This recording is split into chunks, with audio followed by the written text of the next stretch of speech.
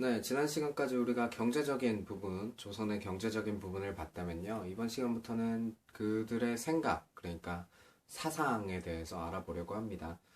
조선의 사상이라고 하면 당연히 성리학을 빼놓고 이야기할 수가 없겠죠. 왜냐면은 조선을 건국한 세력이었던 신진 사대부들이 자신들의 학문적인 배경으로 성리학을 가지고 있었기 때문이죠.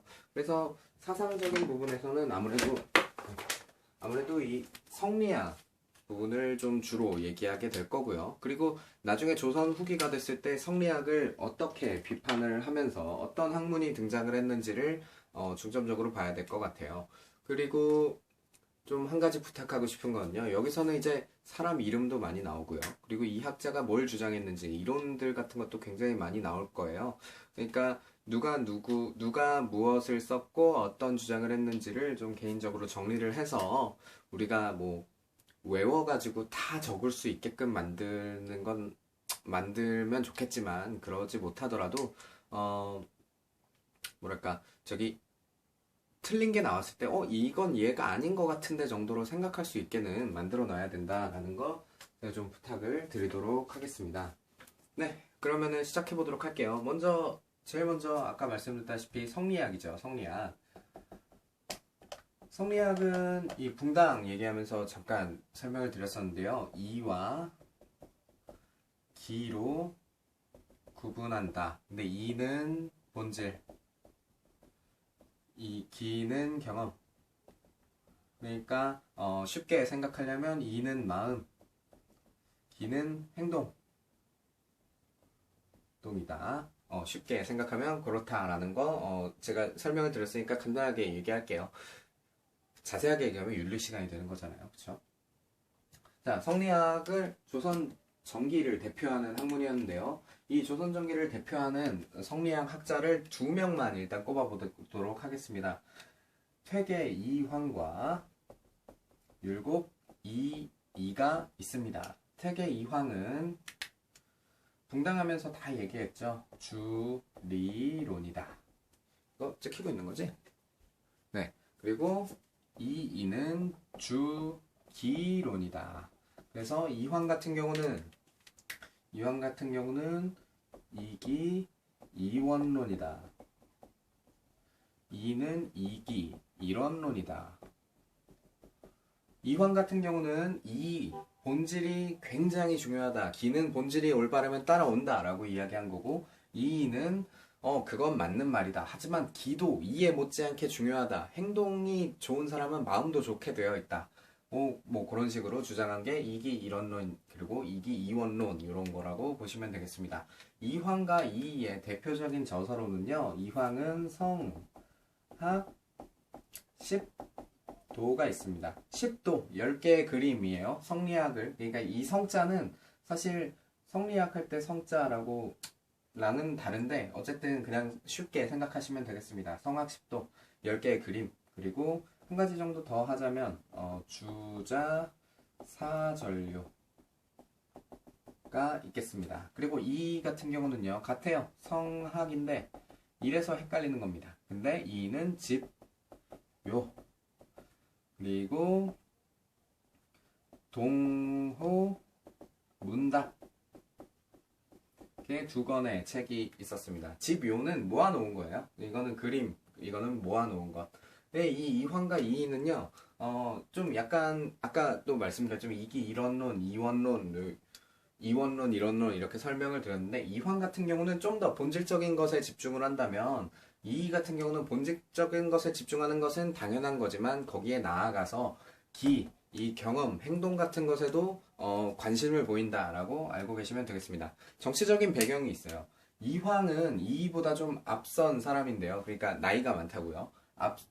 앞시대의 전개에 들어온 사람인데 이때는 훈구와 사림의 싸움이었어요. 살인파가 훈구를 이렇게 비판할 때 너희는 원칙이 없어. 어떻게 그렇게 뭐 앞에 것만 그런 뭐 국력만 뭐 부국강병만 이런 실용적인 것만 이런 거에만 이렇게 집중을 할 수가 있냐? 원칙이 없다라고 비판했던 것이 이황의 주리론이고요. 이이가 전개에 등장했을 땐 이미 살림 세력이 그 전개를 점령을 하고 있었어요. 동인과 서인의 다툼이었다라고 했잖아요. 근데 이황의 주리론이 원칙, 뭐 이런 명분 이런 것들을 중시하다 보니까 거기에 차별화된 것이 필요했던 거예요. 그래서 이인은 그런 원칙, 명분 이런 것도 중요하지만 행동 같은 것도 중요하다라고 이런 차별화를 뒀다라는 거 이렇게 좀 정치적인 배경도 좀 참고적으로 알고 계시면 이해하기가 쉬울 것 같습니다. 그래서 이황은 원칙, 그리고 이 같은 경우는 상대적으로 어차피 성리학이에요. 어차피 성리학이라는 거 원칙, 명분 이런 거 굉장히 중요하게 생각합니다.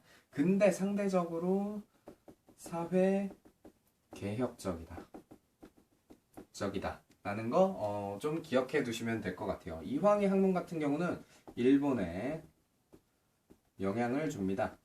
이황은요, 일본에서 연구를 굉장히 많이 한 학자예요. 일본의 유학에 많은 영향을 끼친 사람이기 때문에 그렇습니다. 이것이 이제 조선 전기의 성리학자 2명을 정리한 거라면요. 네, 우리가 귀에 박히게 들었죠. 조선 전기와 후기를 구분하는 기준을 그려놓고요. 1592년. 자, 이 임진왜란을 통해서 사람들이 어떤 걸 느꼈냐면요. 결론적으로는 성리학에 대한 회의감을 느낍니다. 에 대한 회의감. 자, 경제적인 측면부터 먼저 볼까요? 조선 후기에는 상업, 수공업, 뭐 이런 것들이 되게 발달했다 그랬잖아요. 근데 성리학적인 기준에서 보면 이건 되게 천한 거거든요. 왜냐면 검약, 검소하게 이런 것들 주장했던 게 성리학이잖아요. 중농억상. 그러니까 상업 같은 거는 이게 소인배들이나 하는 거예요. 우리는 이제 부를 누리려고 하지 않고 원칙, 원리 이런 것들을 중요하게 했던 것이 성리학이란 말이죠. 근데 조선 사회가 지금 어때요? 상업 같은 게 되게 발전이 돼 있고 수공업자, 전문 수공업자들도 나오고 막 뭐 덕대들도 나오고 이런 경제 활동을 활발하게 하는 사람들이 등장을 했잖아요. 요런 것이기 때문에 이제 성리학이 옳은 건가 하는 이 회의감이 드는 거예요. 그럼 정치적으로도 한번 볼까요? 정치적으로 임진왜란 때 물론 이제 일본군이 쳐들어오는 기세도 있었고 그리고 일본의 정쟁 방식에 대한 이 대비책 그 대응법으로서 한 거긴 하지만 선조가 백성들을 버리고 몽진을 가잖아요. 그러니까 성리학은 명분이 중요한 학문인데 나라의 아버지가 백성을 버리고 도망친 겁니다. 이거 명분이 안 맞는 거잖아요. 그러니까 사람들이 마음속에서 이제 야 이거 성리학이 아닌가 보다. 성리학에 대한 이런 회의감이 들기 시작하는 겁니다. 그래서 이 성리학에 대한 비판으로 2가지 정도를 얘기를 할 수 있겠는데 첫 번째는 양명학입니다. 양명학. 양명학은요 뭐를 중시하느냐? 성리학은 원칙, 뭐 본질 이런 것들을 중요하게 생각했다면 양명학은 실천 중심입니다. 실천 중심. 검정색으로 실천을 중시하는데 그래서 이걸 뭐라고 하느냐? 지, 행, 합, 일. 아는 것, 행동하는 것, 일치시켜야 된다라는 겁니다. 무슨 말이냐? 요 펜을 예를 들어볼까요? 펜을 예로 들어도 될까? 예, 펜을 예로 들어봅시다. 이 검정색 펜이 있습니다. 성리학적인 관점에서 보면, 야, 이 검정색 펜은 무슨 의미를 가지고 만들어진 걸까? 아니면 요 안에는 무슨 본질이 숨어 있을까? 이런 것들을 알아본다면, 양명학에서는, 야, 그게 뭔 소리야? 그게 한번 써보면 알잖아. 그럼 얘가 뭔지 알잖아. 이거 검정펜이네 하고 이런 그 실질적인 것들에 대해서 실질적인 것, 정말 나에게 와닿는 것, 이런 것들에 대해서 이제 연구하는 학문이 양명학이다라고 말씀드릴 수 있겠습니다. 양명학은요, 그 명나라 땐 건데 이제 양명인데요. 그러니까 명나라 명자는 아니고 양명이에요, 사람. 근데 요 양명학 자체가 성리학을 비판하기 위해 등장한 학문입니다. 근데 이게 조선 후기에 들어왔다. 그래서 유명한 사람으로 정제두라는 사람이 있어요. 정제두. 이 사람이 강화파의 정제두가 유명하다. 양명학 이 정도로 보시면 될 것 같고요. 그리고 2번째 그 유명한 실학이 있었습니다. 실학. 네, 이 실학은요 뭘 중요하게 생각하느냐? 고증, 증명해내는 것. 그러니까 실제로 우리가 할 수 있는 것들을 가지고 우리에게 그 밀접한 것들로 증명해내는 것. 이 고증을 되게 중요하게 생각했고요. 그래서 이 사람들은 실사구시의 관점으로 연구를 했다. 그리고 네, 이 사람들은 나중에 이 민족주의자들 있죠? 민족주의자들, 그 민족주의 사상을 좀 증가시키는 뭐 그런 효과도 있습니다. 이 실학은요, 크게 두 가지로 갈리게 되는데요. 첫 번째는 중농학파입니다. 중농학파. 두 번째는 중상학파입니다. 중농학파 같은 경우는요, 농업을 살려야, 농업을 백성들의 이 소농들, 백성들의 농업 활동의 질이 좋아져야, 나라의 경제가 살아나고 사람들이 더 살기 좋아진다라고 주장했던 사람들이고, 중상학파 같은 경우는 농업만으로는 안 된다. 이제 상업, 공업 이런 것들도 중요하게 생각해야 된다라고 말했던 사람들입니다. 뭐, 다른 말로 중농학파 같은 경우는 네, 그건 하지 말죠. 뭐 이용후생 뭐 이런 말이 있는데 네 그거는 좀 나중에 그냥 하죠. 경세치용 나중에가 아니라 안 하려고 그랬는데 혹시 지문에 나올 수도 있으니까 중농학파는 경세치용학파 용학파 그리고 중상학파는 이용후생 학파 뭐 이렇게도 이야기를 합니다. 그러면 중농학파 같은 경우 농사에 대해서 중요하게 생각했다라고 했잖아요. 이 사람들은 특히 어떤 부분에 집중을 하냐면 농지의 재분배입니다. 조선 후기 되면은 대농장 그러니까 덕대랜다. 대농장 광작하는 이런 전문 경영인들 나타나고 그리고 양반들 여전히 특권 가지고 있었고 대농장 가지고 있었고 부를 누리고 있었고 라고 했죠. 그러니까 밑에서 못 사는 사람들은 내 밭도 없고 계속 남의 거 빌려서 이렇게 해야 되고 그러니까 이 사람들이 잘 살지 못하니까 요렇게 힘들어진 것이다. 뭐 이런 주장을 하는 거예요. 그래서 농지를 재분배를 해야 된다. 농지를 재분배를 해서 농업이 활발하게 이루어지게 해야 된다. 중상학파 같은 경우는 아니다. 그 말도 맞는데 그 이후에 농업만으로는 안 된다. 여기에 상공업도 법을 발전시켜야 된다. 시켜야 된다라고 주장했던 사람들이 중상학파가 되겠습니다. 중상학파는요 한 가지 중요한 건 이게 바로 북학입니다. 북학파. 저저번 시간인가요? 저저번 시간인가 저게 언제냐? 조세 하면서 얘기했죠. 북학파적인 사상 이렇게 한다고. 조세 얘기하면서 했나? 외교 얘기하면서 했나? 하여간 전 시간에 했어요. 그러면은 이제 할 것이 많기 때문에. 그러면 이 중농학파와 중상학파에는 어떠한 학자들이 있었는지를 보도록 하겠습니다. 중농학파부터 먼저 볼까요? 첫 번째는 유형원입니다. 유형원의 저서로는 대표적으로 반계수록이라는 게 있습니다. 반계수록이라는 게 있었습니다. 이 반계수록을 통해서 유형원이 이야기한 사상은 뭐냐면요. 균전론입니다. 균전론. 밭을 균등하게 나눠줘야 된다라는 겁니다. 근데 이 균등하게 나눠줘야 되는 게 양반, 상민, 중인 이들한테 다 공평하게 나눠줘야 된다라는 게 아니라 사, 농, 공, 상의 순서로 그러니까 직업의 귀천, 그리고 계급의 귀천에 따라서 나눠줘야 된다라는 거예요. 근데 신분제를 바탕에 깔고 보면 양반이 많이 갖고 그 밑에 있는 사람들이 적게 갖는 건 당연한 얘기잖아요. 그래도 요 정도로 당연한 사상을 깔고 생각했기 때문에 이렇게 차별적으로 나눠주는 것이지만 이름은 균전론이다. 그때는 이게 충분히 평등한 것이다 라고 생각했던 사회니까요. 유형원은 이런 것들을 주장했다. 이런 균전론을 주장했다. 두 번째는 이제 유형원의 사상을 이어받은 이익이라는 사람이 있는데요. 이익은 성호사설이라는 책을 썼습니다. 이 반계 유형원이고요. 성호이익이에요. 네.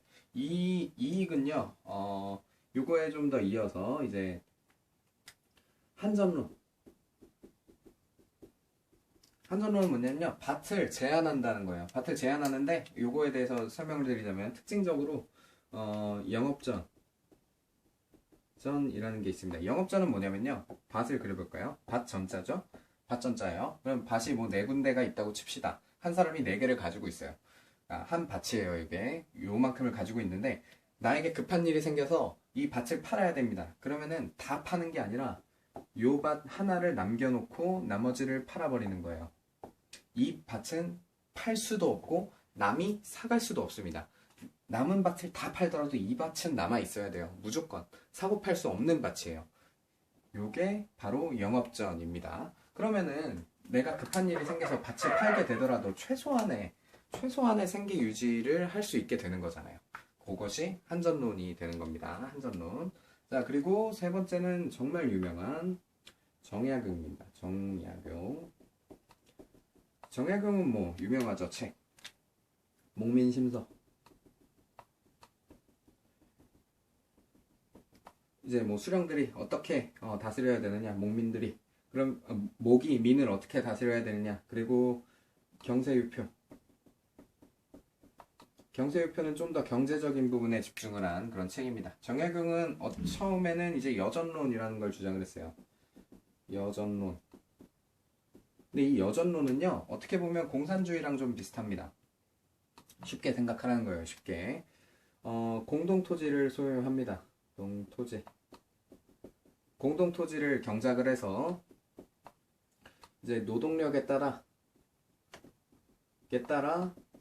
재분배를 합니다. 생산된 거를.